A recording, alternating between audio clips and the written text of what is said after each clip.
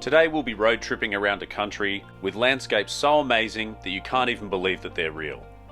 Every day in Switzerland is full of amazing mountainscapes, emerald-coloured lakes and rivers, and winding mountain roads that are just a pleasure to drive down. It's also bloody expensive, so you really want to make the most of every day that you're there. So please join us as we take you through our epic Switzerland road trip. Unfortunately, our trip got off to a less than epic start. After landing in Zurich and heading straight for Lucerne, we wanted to spend our first day up the top of Mount Pilatus so we could see the amazing views over the lake at Lucerne with the surrounding mountains. Early in the morning, the live cam at the peak showed some sunshine, so we decided to head up there. The fog was looking ominous, but there were some fun activities we could do on the way up there. So if you do end up doing the toboggan ride, do yourself a favour and don't go behind your painfully slow girlfriend. I had to stop a couple of times, and at one point she stopped completely and I had to push her along just to get her to the end of the track. Put a little bit of a dampener on the experience because you could go down at a hell of a pace otherwise. The track's very safe, keeps you, it'd be very hard to go off it, I'll put it that way. So anyway, this is our track on the way back up. At least you don't have to walk. This is the fastest she's gone all day. And while we made our way back to the cable car to head onto the peak, this really thick fog set in. And the rest of the way up there, we couldn't see anything. When we got to the top, there was a little bit of a clearing which gave us some hope. But it wasn't long until we were faced with this.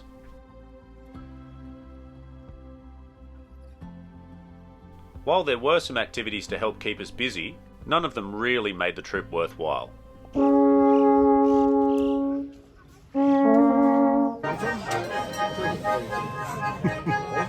So we waited and we hoped.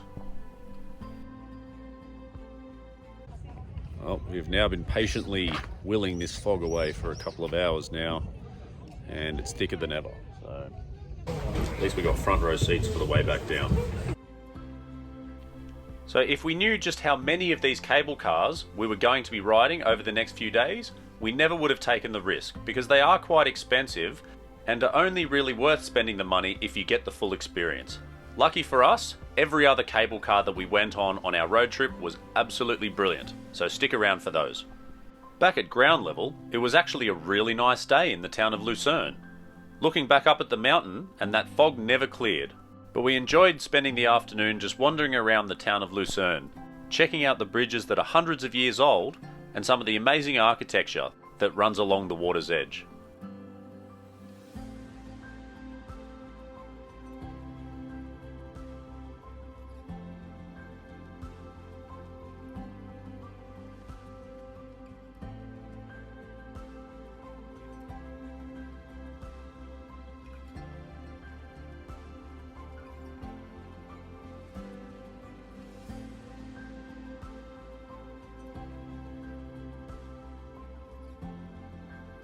And just when it was time to leave, we spotted an ice cream shop with a line coming out the door, so we assumed it would be good. And the chocolate fountain covering the back wall makes the whole experience quite the spectacle. That's gonna be an issue. For all the things that we have already done. This thing's bloody huge.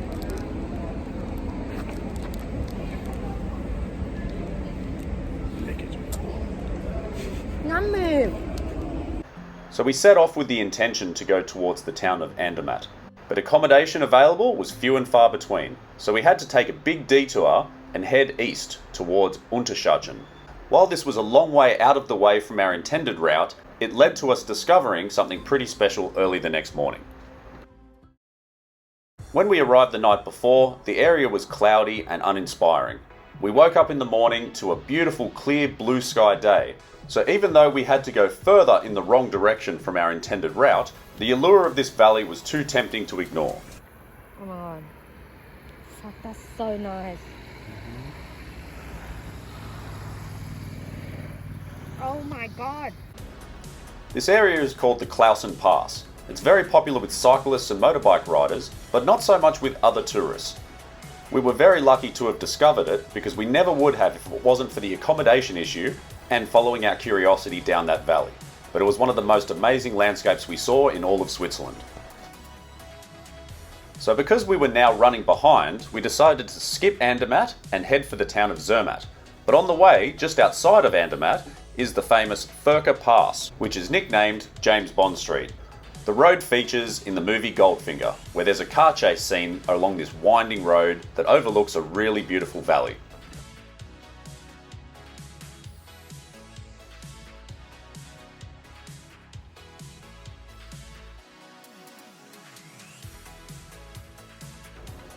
The road also features the Rhine Glacier and Grindelwald Pass, which also has a number of great vantage points.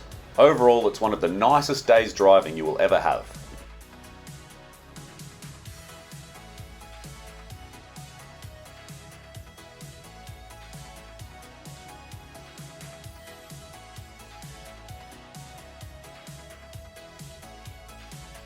Once we got near the village of Zermatt, it was time to ditch the car and take the train up to the town.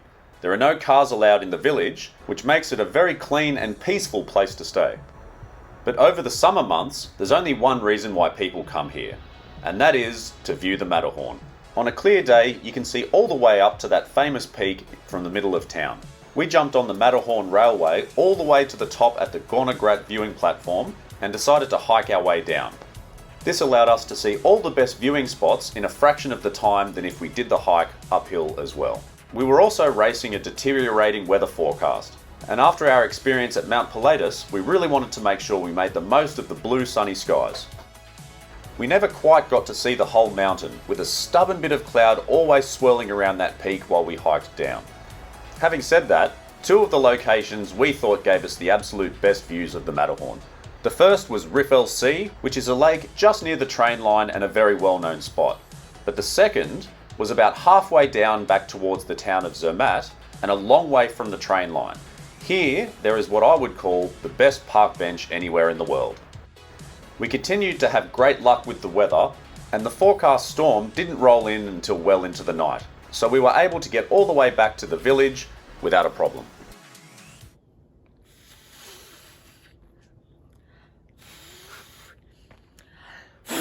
Hey! And we're back. That was terrible.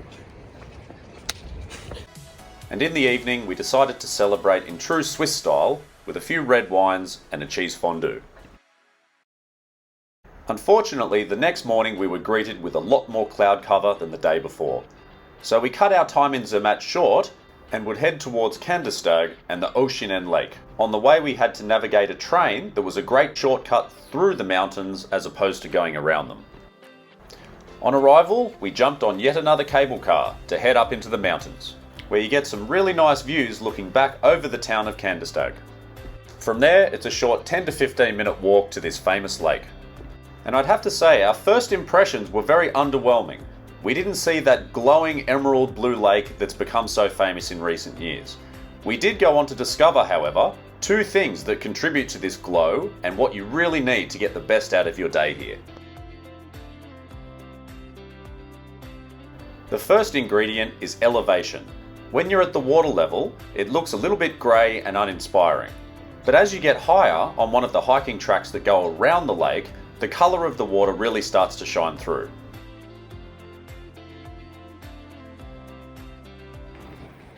So after doing 4 hours of downhill yesterday, we thought we'd find something a bit steeper and uphill today. So I wasn't sure how we'd go with it, but the legs are holding up well. And on this side, the rewards are well worth it. The other key ingredient is the sun. As we were walking, the clouds split just enough for a little bit of sunshine to come through and hit the water, and that was when the lake really lit up.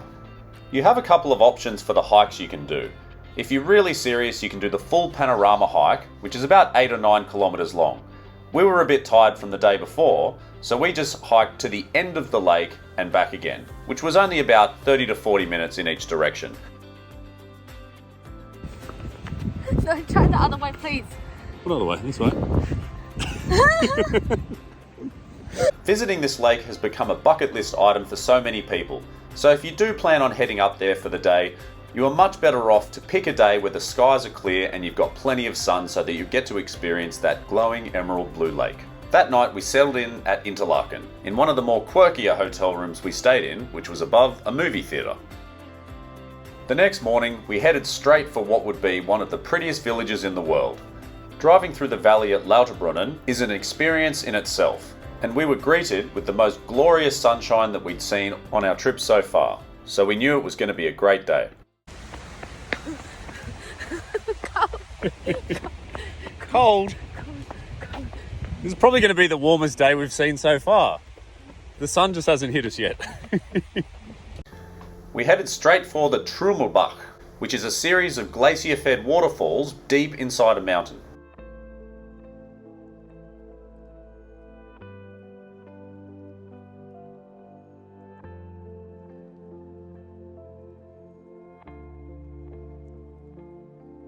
The roar of the water as it makes its way down this series of 10 waterfalls is pretty incredible, but it is loud. It's very hard to convey the power of the water. No, never mind. Anyway, as I was trying to say earlier, it's very hard to convey the sheer power of that water in photos or even in videos, but the roar that you get inside the cave from the water pouring down is pretty amazing. So you need to check it out in person if you want to fully appreciate it. Now back in the main town of Lauterbrunnen. Just doing this walk through the town centre towards the Staubach Falls is a surreal moment that feels like it's straight out of a movie. I would hope that everyone has the opportunity to do this walk at least once in their lifetime.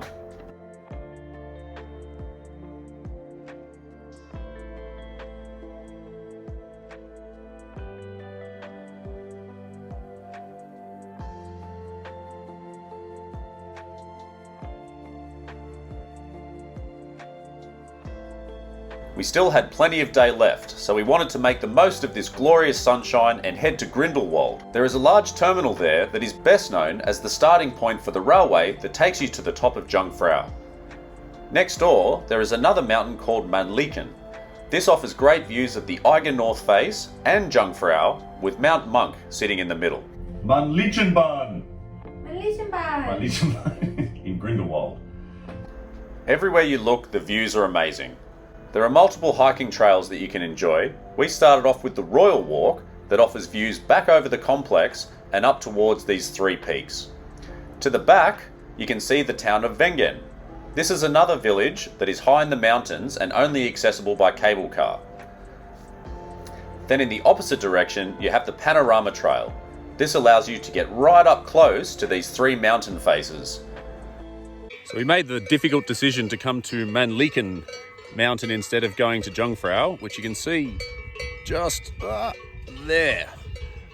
You wouldn't get a more perfect day for it. I've never seen a day in Switzerland this clear in every direction. So we thought we'd come here instead, where we get a view of all 3 of these massive mountains. And looking up at them, it's really hard to say that we made the wrong decision. And then back in this direction, you can see the town of Grindelwald and that nice long valley there. So we couldn't have been happier with the weather. Look at it. It is absolutely amazing. And you can see everything for miles. It's beautiful.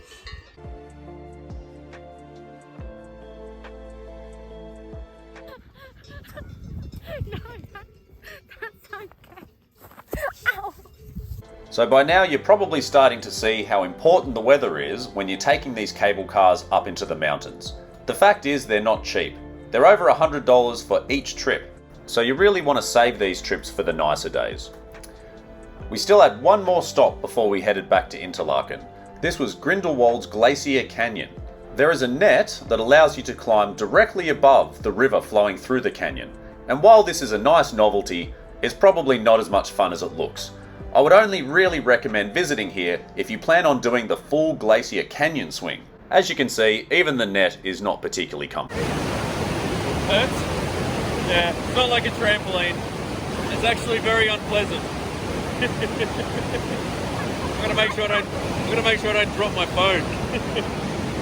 The canyon itself is quite nice, and it's a pleasant walk down to the end and back, but we'd seen so many waterfalls and flowing river streams today that it probably wasn't worthwhile. On the way back to Interlaken, the glowing blue lake really caught our eye, so we stopped off one more time to check it out.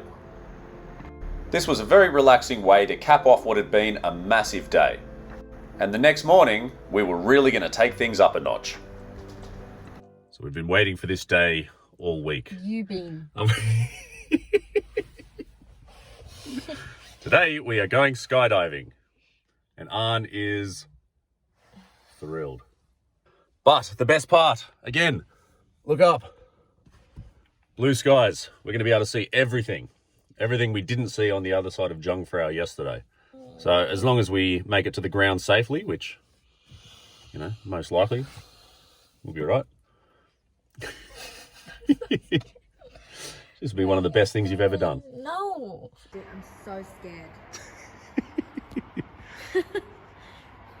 We knew we were in great hands with the team at Skydive Switzerland.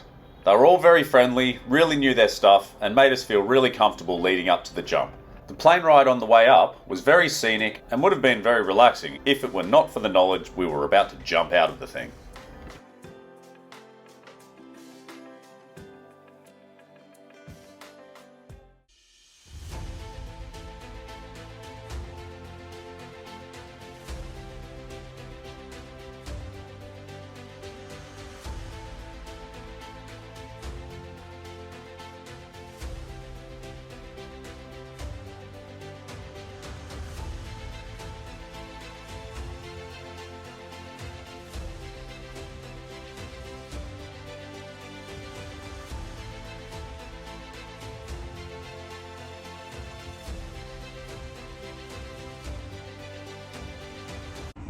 Well, we survived.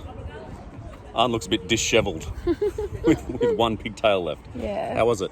It was amazing. I loved it. Oh, it was fun. Seriously fun. The rolling part I thought was the best. I was a bit nervous making my way to the door, but once I sat down, I was in position, I was like, Yeah. let's go. Once the adrenaline wore off, we then went to the town of Thun, which is another beautiful little Swiss town, to explore for the afternoon, cool off in the river, and enjoy a lunch where we could celebrate not dying.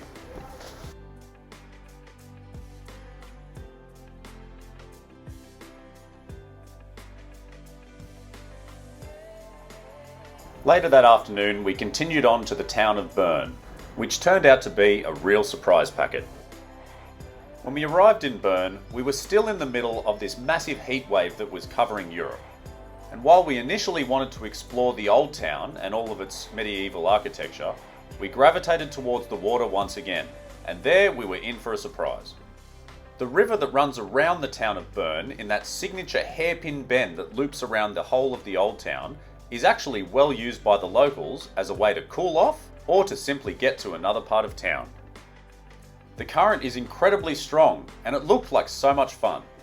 But after chatting with some locals, we were advised to be a little more cautious than we otherwise may have been. So this river activity was completely unexpected. The main river that runs around the town of Bern, there's an endless procession of people just floating down the river. The current's quite strong and it goes all the way around town, and the way it loops around is you can get out somewhere and you're not that far from where you originally started. There's a whole bunch of them. So we spoke to a couple of locals about whether they're, are they going somewhere or are they just doing it for fun, and they told us that some people will commute to work via the river, but usually they just do it for fun. So they'll jump in at one point, go to another point, hop out, and then walk back to where they started and do it again. And with the weather this hot, I can see why it's such a popular activity. The current is very strong here, and if you're not used to it and you don't know exactly where you're getting out, it can be quite dangerous. Even if you're a strong swimmer, you should always have like an airproof bag that acts as a floaty while you're going around. And they did mention that every time they hear about a drowning in the area, it's almost always a tourist. So big surprise there. This does show why you need a little bit of local knowledge before you jump in the water, because if you come flying down here, you're either going to end up in this little channel which runs into a big grated fence, or this way where it goes off a waterfall, and neither of those are going to end well. So our lack of preparedness and a dry bag to hang on to prevented us from jumping in. But that gives us a great excuse to come back to Bern one day in the future so we can give it a go. So to beat the heat, we just retreated for a few cold drinks and a nice early dinner. Of course, more pizza, more fondue, and more red wine. Can't go wrong.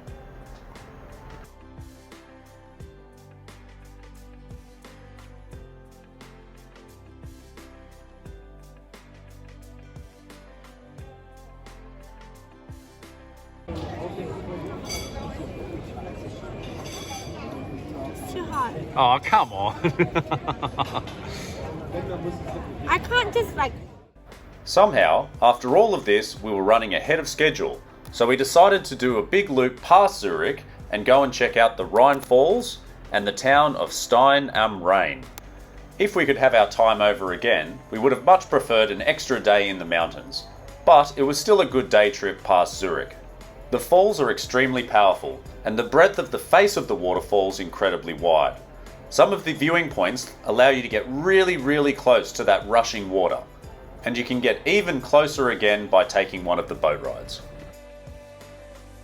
We then went on to the small fishing village of Stein am Rhein. This charming little Swiss town looks every bit of its 1,000-year age. A lot of the buildings have paintings on the exterior, and that gives the main square a very unique look. I would only recommend a visit to this place if you really appreciate that old style of architecture.